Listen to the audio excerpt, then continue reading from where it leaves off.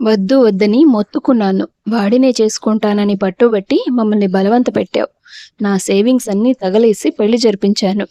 పోనీలే, భుజాల మీద బరువు దిగిపోయిందని అనుకుని ఆనందంగా ఉంటే 3 ఏళ్లు కూడా తిరక్కముందే మొహాన బొట్టు చెరిపేసుకొని తిరిగి వచ్చి నా ఇంట్లో పడ్డావు. 10 ఏళ్లుగా నాన్న మంచం మీదే ఉన్నారు. అమ్మకి చేతకాదు. నేను నా భార్య ఇంటిని నడిపించడానికి కష్టపడుతున్నాం. పైనుండి ఇప్పుడు నిన్ను నీ బిడ్డని కలిపి పోషించాలి. ఏంటో నాకీ కర్మ అని అతని చెల్లెలు సంజన మీద తన కోపం ప్రదర్శిస్తున్నాడు రాజేష్.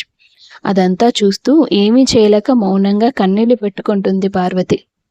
అన్నయ్య అన్న దాంట్లో కూడా తప్పులేదు. తన కష్టాలు తనకుండగా నేనొచ్చి ఇక్కడుండడం వలన వాళ్ళకి భారమే కదా అనుకుంది సంజన. రాజేష్ భార్య మాలతి సంజన వచ్చిన రోజు నుండి ఇంటి పనులు చేయడం మానేసింది.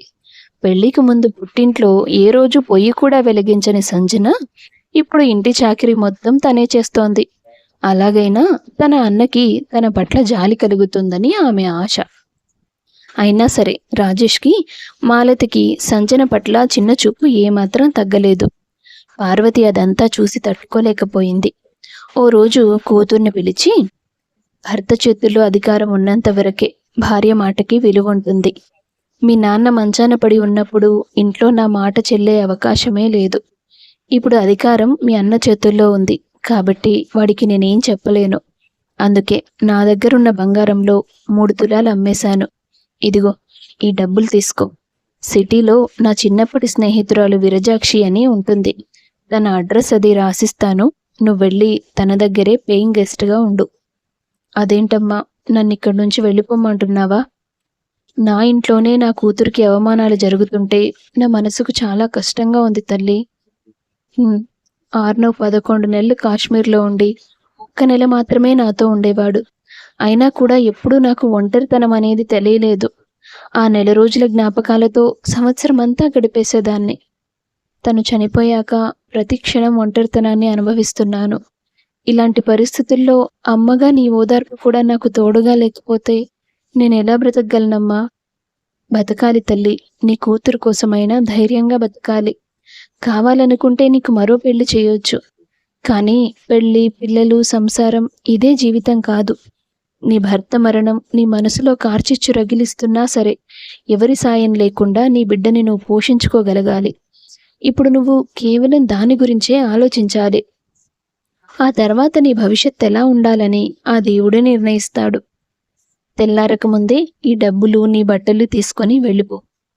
ఇక్కడ నేనేదోటి చెప్పుకుంటాను. తల్లి మాట ప్రకారం సంజన తన 2 ఏళ్ల కూతురు కృతికని తీసుకొని ఊరు దాటింది. విరజాక్షి ఇంటికి చేరింది.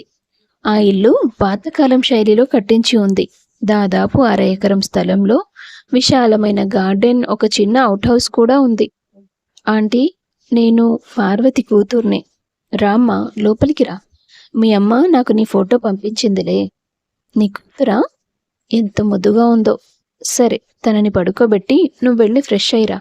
కాసేపటి తర్వాత విరజాక్షి సంజనకి కాఫీ కల్పిస్తుంది. దేశం కోసం ప్రాణాలిచ్చిన వ్యక్తి భార్యకి ఆ దేశంలో బతకడానికి ఇంత చోటిచ్చే మనుషులు లేకుండా పోయారు. మనుషుల స్వార్థం బాగా నిండిపోయిందమ్మా. అయిన వాళ్ళు కాని వాళ్ళు అంతా అలానే ఉన్నారు. ఆంటీ, మిమ్మల్ని ఒకటి అడగనా? ఏంటమ్మా అది? మిమ్మల్ని చూస్తుంటే బాగా డబ్బున్న వాళ్ళలా అనిపిస్తున్నారు. మా మమ్మీ మీకు ఫ్రెండ్ ఎలా అయింది?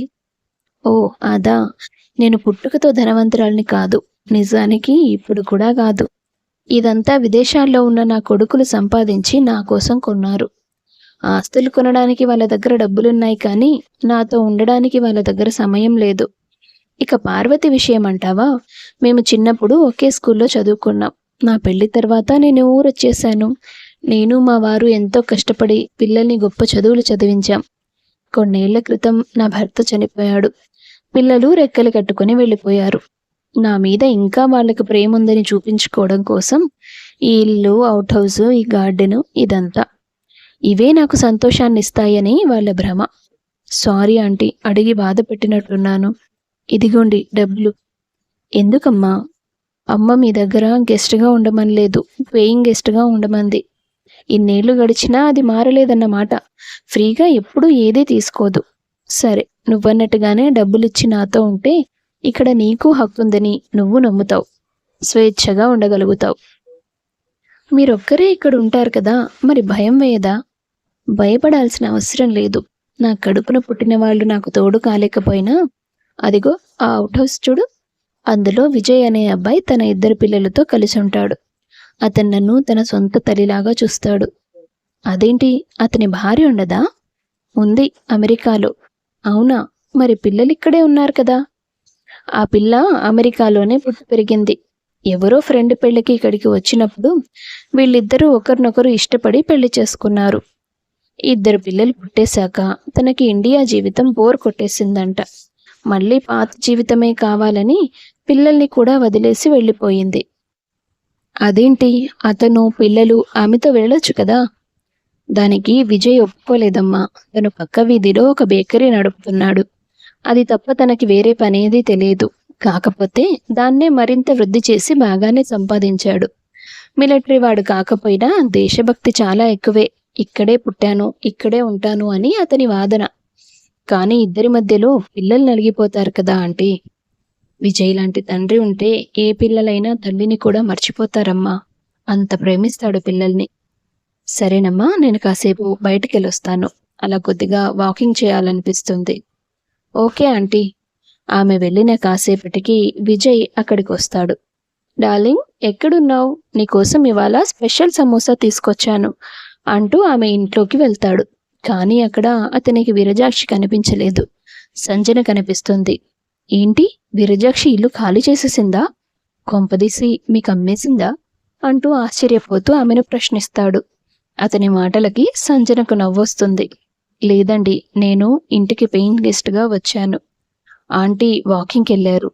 ఓహో, ఇదిగోండి, ఇది ఆంటీ కోసం తీసుకొచ్చాను. మీరు వచ్చినట్టు తెలియదు, లేదంటే మీకు తెచ్చేవాడిని. అయ్యో పర్వాలేదు, నాకేం అక్కర్లేదు. కావాలనిపిస్తే మొహమాటం లేకుండా అడగండి. నా బేకరీలో ఐటమ్స్ సూపర్ టేస్టీగా ఉంటాయి. అలాగే అంటుంది సంజన. బై ద వే, మీ పేరేంటి? సంజన. ఓ, నైస్ నేమ్. ఆ ఉయ్యాల్లో ఉన్నది మీ బాబా? బాబు కాదండి, పాప. నేను ఒకసారి చూడొచ్చా? Okay, no problem. వావ్, మీ పాప చాలా క్యూట్గా ఉంది. ఏంటి తన పేరు? కృతిక. నేనెవరో కూడా మీకు తెలియదు. నన్ను ఇంట్లోకి రానిచ్చారు, మీ కూతుర్ని చూడనిచ్చారు. ఒకవేళ నేను క్రిమినల్ అయితే? ఇంతసేపు ఆంటీ మీ గురించే చెప్పారు. మీలాంటి ఫాదర్ ఉండడం మీ పిల్లల అదృష్టం. కాదండి, అసలు పిల్లలుండడమే అదృష్టం. అంతకుముందు గడిచిన 25 ఏళ్ల జీవితాన్ని వాళ్ళు పుట్టిన క్షణంలో మరిపించేస్తారు. అంతే. ఆ తర్వాత మన జీవితం అంతా వాళ్లే అయిపోతారు. ఇది పేరెంట్స్ గొప్పతనం కాదు, పిల్లలదే. అతని మాటలు సంజనకు చాలా ఆసక్తిగా అనిపిస్తాయి. ఓకే, పిల్లల్ని స్కూల్ నుంచి తీసుకొచ్చే టైం అయింది, నేను వెళ్తాను, బాయ్ అని చెప్పేసి తను వెళ్ళిపోతాడు. కొద్ది రోజులు గడుస్తాయి. ఓ రోజు విజయ్ విరజాక్షి దగ్గరకు వచ్చి దిగాలుగా కూర్చుంటాడు. ఏంటి విజ్జు, ఏమైంది? డార్లింగ్, నా బేకరీని ఎక్స్టెండ్ చేయబోతున్నాను.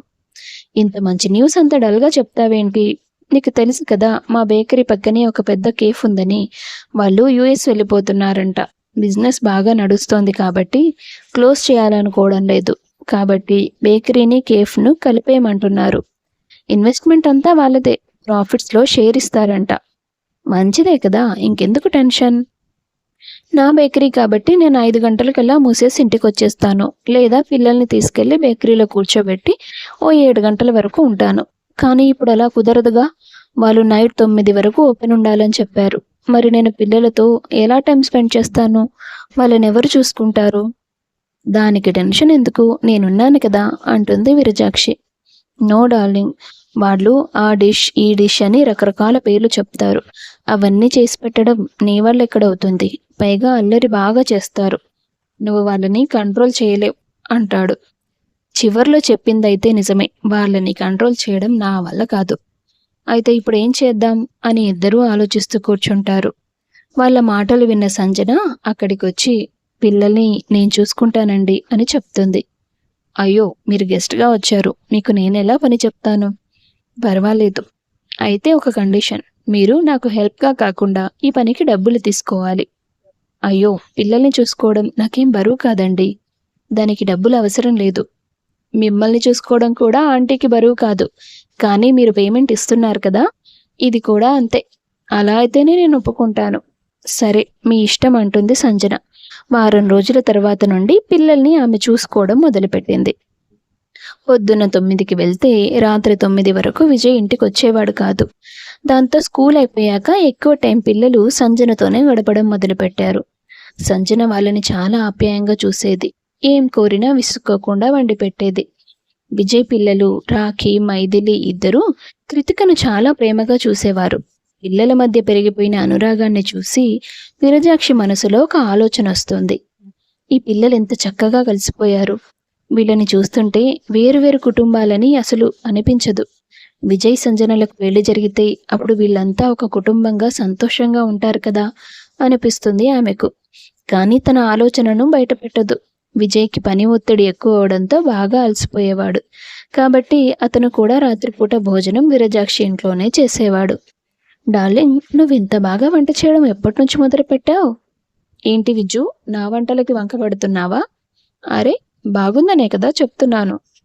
ఈరోజు వంట నేను చేయలేదు, సంజన చేసింది. ఓ, సంజన గారు, మీరు వంటలు నిజంగా చాలా బాగా చేస్తున్నారు. ఇలా వండి పెడితే ఇక నుండి మార్నింగ్ కూడా నేను ఇంట్లో వండుకోను. మీకు పని ఎక్కువైపోతుంది. పర్వాలేదు విజయ్ గారు, నేను చేస్తానులేండి. అసలే ఈ మధ్య మీకు వర్క్ ఎక్కువైంది కదా. ఇంట్లో కూడా చేయాలంటే ఇబ్బందిగానే ఉంటుంది.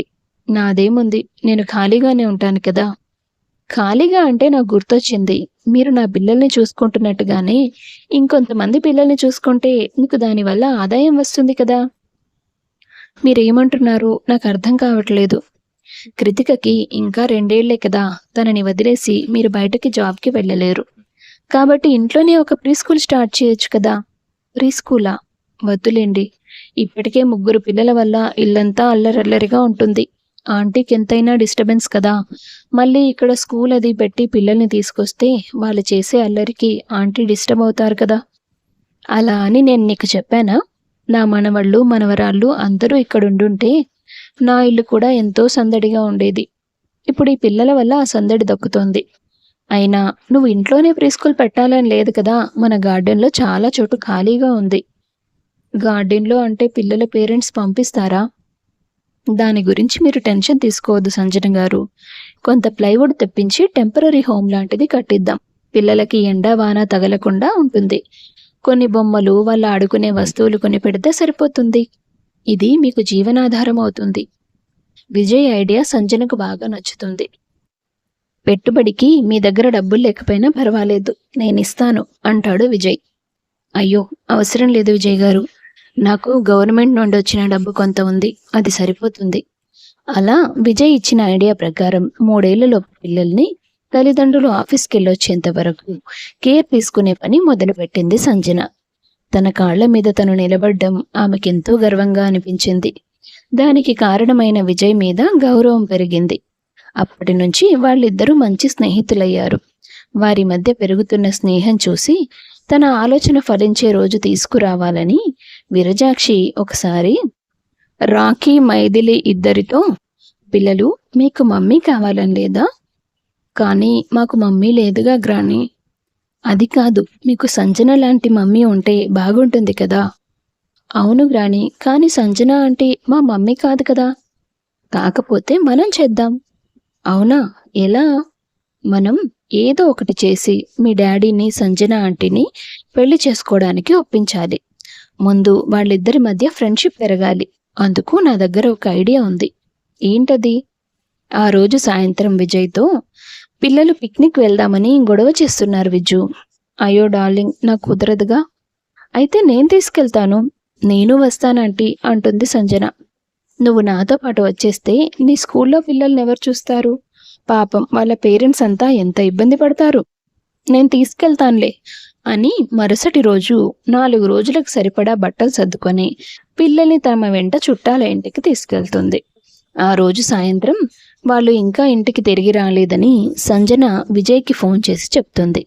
అతను కంగారుగా ఇంటికొస్తాడు. విజయ్ విరజాక్షికి ఫోన్ ట్రై చేస్తూ ఉంటాడు. చాలాసేపటి తర్వాత లైన్ దొరుకుతుంది. డార్లింగ్, ఏమైపోయారు? పిల్లలు ఎలా ఉన్నారు? అందరం బాగానే ఉన్నాం. పక్క ఊర్లో ఒక కొత్త పార్క్ ఓపెన్ చేశారంటే మేము ఇక్కడికి వచ్చాం. ఇక్కడ నా పాత స్నేహితురాలు ఒకరు కలిస్తే వాళ్ళ ఇంటికి గెస్ట్గా వచ్చాం. ఇక రిటర్న్ అవుదాం అనుకునే లోపు పెద్ద వాన. అవును విజ్జు, ఇక్కడ ఏం లేదు కదా డార్లింగ్. ఇక్కడ ఉంది కదా. సరే సరే, రేపు ఉదయాన్నే రండి అని చెప్పేసి ఫోన్ పెట్టేస్తాడు. ఆ తర్వాత సంజన, విజయ్ కలిసి వంట చేస్తారు. మీకెందుకు విజయ్ గారు, నేను చేస్తాను కదా. రోజు మీరే కష్టపడుతున్నారు. ఇవాళ నేను త్వరగా వచ్చేసాను కదా. నన్ను కూడా ఓ చేయి వేయనివ్వండి, తప్పేముంది. ఇంత హెల్పింగ్ నేచర్ ఉన్న మిమ్మల్ని వదిలేసి మీ భార్య వెళ్ళిపోయిందంటే నమ్మబుద్ధి కావడం లేదు. అంటే ఏంటి? నేను తనని చంపేసి ఎక్కడైనా దాచేశాను అనుకుంటున్నారా? చిచి, నా ఉద్దేశం అది కాదు. కానీ కనీసం పిల్లల కోసమైనా మీరు కాంప్రమైజ్ కావాల్సింది. అమెరికాలో ఉంటే మాత్రం ఏంటి, ఒక కుటుంబంగా చక్కగా కలిసి ఉంటారు కదా.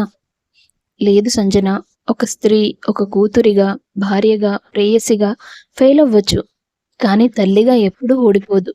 నా భార్య తిరిగి వెళ్ళిపోవాలనుకున్నప్పుడు పిల్లల్ని తీసుకెళ్తానని ఒక్క మాట కూడా అనలేదు. తనకి కడుపున పుట్టిన పిల్లల కంటే కావాల్సిన స్వేచ్ఛ ఎక్కువైపోయింది. అందుకే తన మీద నాకు మనసు విరిగిపోయింది. తను పిల్లల్ని తీసుకెళ్ళిపోయి ఉంటే వాళ్ళ కోసమైనా నేను వెళ్ళుండేవాడిని. సారీ విజయ్, అడిగి మిమ్మల్ని బాధ పెట్టినట్టున్నాను కదా. లేదులే, అందరూ నీలా ఉండరు కదా. కట్టుకున్నవాడు దూరమై పుట్టింట్లో ఆదరణ కరువైనా కూడా బిడ్డను పోషించుకోవడానికి ఏదో ఒకటి చేయాలనే తపనతో ఉంటావు. ఒక్క క్షణం కూడా తనని వదిలేసి ఉండవు. అమ్మంటే నీలా ఉండాలి. నా పిల్లలకు కూడా నీలాంటి అమ్మ ఉంటే బాగుండేది. అదేంటి విజయ్ అలా అన్నారు? చచా, నేను తప్పుగా అనలేదు, కేవలం పోల్చానంతే. చాలా రోజులుగా నేను మీకు థ్యాంక్స్ చెప్పుకోవాలనుకుంటున్నాను విజయ్. దేనికి? ప్రీ స్కూల్ ఐడియా ఇచ్చి నా కాళ్ల మీద నేను నిలబడ్డానికి కారణమయ్యారు కదా, దానికి. మీకు ఎంత థ్యాంక్స్ చెప్పినా తక్కువే. మీ వర్క్తో మీరెంత బిజీగా ఉన్నా కూడా స్కూల్ కోసం చాలా కష్టపడ్డారు. కమాన్ సంజన, నా పిల్లల్ని నువ్వు అమ్మలేని లోటు తెలియకుండా చూస్తున్నావు. నీకోసం ఈ మాత్రం చేస్తే తప్పేముంది. అలా వాళ్ళు ఆ రోజు రాత్రి చాలా సేపటి వరకు కబుర్లు చెప్పుకుంటూ ఉన్నారు. ఓకే సంజన, నేను వెళ్ళి నిద్రపోతాను. విజయ్, ఒక నిమిషం. ఇంత పెద్ద ఇంట్లో ఒంటరిగా నిద్రపోవాలంటే నాకు చాలా భయం. ఓకే, నేను అర్థం చేసుకోగలను. నేను హాల్లో సోఫాలో పడుకుంటాను, నువ్వు వెళ్ళి నీ గదిలో పడుకో. ఆ తర్వాత రోజు విరజాక్షి ఫోన్ చేసి తన ఫ్రెండ్ ఇంట్లో ఏదో ఫంక్షన్ ఉందని, అది పూర్తయ్యాకే వస్తానని చెప్తుంది. ఏంటో ఈ విరజాక్షికి ఈ మధ్య చాదస్తం ఎక్కువైంది. పిల్లల్ని పిక్నిక్ అని తీసుకెళ్లి ఇంటికి రమ్మంటే ఏవో కారణాలు చెప్తుంది. పోనీలేండి, మనవళ్లతో సరదాగా కబుర్లు చెప్తూ షికార్లు చేయాల్సిన వయసు ఆవిడదే. తన వాళ్ళు ఎలాగో లేరు, మీ పిల్లలతో అయినా ఆనందంగా ఉండనివ్వండి. ఎప్పుడూ ఇంట్లోనే ఉండాలంటే ఎవరికైనా బోర్ కొడుతుంది కదా. అయితే నీకు కూడా బోర్ కొడుతుందన్నమాట. అవును, కానీ నేనెక్కడికి వెళ్తాను? వస్తానంటే నేను తీసుకెళ్తానుగా. కానీ మీరు కెఫేకి వెళ్ళాలిగా. ఇప్పుడు కెఫేకి వెళ్తానులే, ఈవినింగ్ మేనేజర్కి అప్పగించొస్తాను, బయటికి వెళ్దాం. అలా ఆ రోజు సాయంత్రం సంజనను పాపను తీసుకొని ట్యాంక్ బండికి వెళ్ళి సరదాగా షికార్లు చేసి వస్తారు. విరజాక్షి రోజుకో కారణం చెప్పి రావడం ఆలస్యం చేస్తూనే ఉంది. సంజన ఒక్కదాన్నే ఇంట్లో ఒంటరిగా ఉంచడం ఇష్టం లేక విజయ్ తొందరగా కెఫే క్లోజ్ చేసి ఇంటికొచ్చేవాడు. వాళ్ళ మధ్య మాటలు చనువు పెరుగుతూ వచ్చాయి. విజయ్ మనసులో ఆమె పట్ల ఆకర్షణ మొదలైంది. వారం రోజుల తర్వాత విరజాక్షి పిల్లలతో ఇంటికొస్తుంది. ఏంటి డార్లింగ్, ఇన్ని రోజులా? మరి వాళ్ళొక్కరోజు పిక్నిక్కి తీసుకెళ్ళమంటే నేను ఎన్ని చోట్ల తిప్పుకొచ్చానో తెలుసా? ఈ ప్రయాణంలో చాలా గొప్ప లాభం కలిగింది. ఏంటది? మన సంజన కోసం మంచి సంబంధం కుదిరింది. వాట్? సంబంధం ఏంటి? నువ్వు పిక్నిక్ వెళ్ళావా, పెళ్ళిళ్ళు కుదర్చడానికి వెళ్ళావా? నీకేంటి అంత ఆవేశం? అంటే అంటూ తడబడి ఆగిపోతాడు విజయ్. నాకు సంబంధాలు చూడడం ఏంటంటే? మరి ఎల్లకాలం ఒంటరిగా ఉండిపోతావా? రేపే నిన్ను చూసుకోవడానికి వస్తామన్నారు. నా మీద ఏమాత్రం గౌరవం ఉన్నా నువ్వు కాదనకూడదు. సంజన ఆమెకు ఎదురు చెప్పలేక నలిగిపోతుంది. మరుసటి రోజు సంజన, విజయ్ ఇద్దరూ చాలా టెన్షన్ పడుతూ ఉంటారు. విరజాక్షి సంజనను చాలా చక్కగా ముస్తాబు చేస్తుంది. ఆ ముస్తాబులో ఆమెను చూసిన విజయ్ మైమరిచిపోతాడు. కానీ డార్లింగ్ తనని నాకు దూరం చేయాలని చూస్తోంది, ఏం చేయాలి అంటూ బయటికి చెప్పలేక తనలో తానే ఇబ్బంది పడుతూ ఉంటాడు. వాడు రాకముందే నేను సంజనకి నా మనసులో మాట చెప్పేయాలి అనుకుని ఆమె గదిలోకి వెళ్ళి తలుపు గడియ పెట్టేస్తాడు. విజయ్, మీరా? అవును, నేనే. ఆంటీ చెప్పినంత మాత్రాన పెళ్లికి రెడీ అయిపోతావా? ఆంటీ ఏమన్నారో మీరు కూడా విన్నారు కదా. అయితే నన్ను అడగక్కర్లేదా? ఏంటి? అవును. నాకు నువ్వంటే చాలా ఇష్టం సంజన. అది నాకు ఈ మధ్యే అర్థమైంది. నేను నీకిది చెప్పకముందే ఆంటీ నిన్ను నాకు దూరం చేయాలని చూస్తుంది. కానీ విజయ్, కానీ లేదు, ఏం లేదు. నీకంటే మంచి తల్లిని నేను నా పిల్లలకివ్వలేను. అది మాత్రమే కాదు, నాకు నీ స్వభావం చాలా నచ్చుతుంది. పిల్లల్ని తీసుకొని ఆంటీ వెళ్ళిన మొదటి 2 రోజులు ఎప్పుడు తిరిగి వస్తుందని వెయిట్ చేశాను. కానీ మూడో రోజు నుండి రేపు రాకపోతే బాగుండని ప్రతిరోజూ అనుకున్నాను. అందరూ ఉంటే నీతో అంత సమయం గడపడం కుదరదు కదా! అందుకని. నువ్వు నో చెప్పొద్దు సంజన. ప్లీజ్. నేనంటే ఇష్టం లేకపోయినా పర్వాలేదు. కనీసం పిల్లల కోసమైనా నాతో పెళ్లికి ఒప్పుకో అని అతను బతిమాలుతుండగా ఆమె తలుపు తీసుకొని బయటికి వెళ్ళిపోతుంది. విరజాక్షి ఏమంటుందోనని విజయ్ భయపడుతూ బయటికొచ్చాడు. అప్పుడే పార్వతి అక్కడికి వస్తుంది. అమ్మా, నువ్వా అంటూ వెళ్ళి తల్లిని కౌగిలించుకుంటుంది సంజన. నేను నీ పెళ్లి చూపులకొచ్చాను తల్లి. చూపులైపోయినట్లున్నాయి. అదేంటమ్మా, ఎవరూ రాలేదు కదా. విరజాక్షి పార్వతి ఇద్దరూ ఒకరి మొహం ఒకరు చూసి నవ్వుకుంటారు. నిన్ను కోరుకునేవాడు నీ పక్కనే ఉన్నప్పుడు బయట సంబంధం ఎందుకు చూస్తాం అంటారు. విజయ్తోనే నీకు పెళ్లి చేయాలని మేము అనుకున్నాం. నీకిష్టమేనా? సంజన సమాధానం కోసం వాళ్ళందరూ ఎంతో ఆతృతగా ఎదురుచూశారు. జీవితం మీద ఆశ చచ్చిపోయిన రోజుల్లో నా పెదవుల మీద మొదటిసారి నవ్వు తెప్పించింది విజయ్ గారే అమ్మా. నా కాళ్ల మీద నేను నిలబడేలా చేశారు. అప్పటినుంచి నాకు ఆయన మీద విపరీతమైన గౌరవం ఉంది. కానీ ఆయన్ని పెళ్లి చేసుకోవాలన్న ఆలోచన నాకెప్పుడూ రాలేదు. నేనంటే ఆయనకిష్టమని ఆయన నాతో చెప్తున్నప్పుడు నాకు కొంచెం కూడా ఇబ్బందిగా అనిపించలేదు. కానీ నేను నష్టజాతకురాలనని అన్నయ్య మాట్లాడిన మాటలు నాకు గుర్తొచ్చాయమ్మా. నా దురదృష్టమే ఆర్నవ్ని మింగేసిందేమోనని నాకు చాలాసార్లు అనిపించింది. ఇప్పుడు విజయ్ విషయంలో కూడా ఏదైనా జరుగుతుందేమోనని నా భయం. ఆమె మాటలు విన్న విజయ్, పిచ్చిదానా, ఆర్నవ్ దేశం కోసం తన ప్రాణాలు ఇవ్వాలనుకున్నాడు. అది తన దేశభక్తి, నీ దురదృష్టం కాదు. నీలాంటి అమ్మాయి భార్యగా దొరకాలంటే అదృష్టం ఉండాలి. ఈ విషయంలో నేను చాలా మంది కంటే ఎక్కువ అదృష్టవంతుడినవుతాను. నువ్వెలాంటి భయాలు పెట్టుకోవద్దు అంటూ ఆమె కన్నీరు తుడుస్తాడు. ఇన్ని చెప్పావు కానీ నేనంటే నీకు ఇష్టమో కాదో మాత్రం స్పష్టంగా చెప్పలేదు. మిమ్మల్ని ఇష్టపడని వాళ్ళెవరుంటారు? మీ మనసులో నేనున్నానని చెప్పిన క్షణమే నా మనసులో కూడా మీరున్నారనే విషయం నాకు స్పష్టంగా అర్థమైంది అని చెప్తుంది. దాంతో అందరూ సంతోషిస్తారు. కొద్ది రోజుల తర్వాత వాళ్ళిద్దరికీ పెళ్లి జరిపిస్తారు.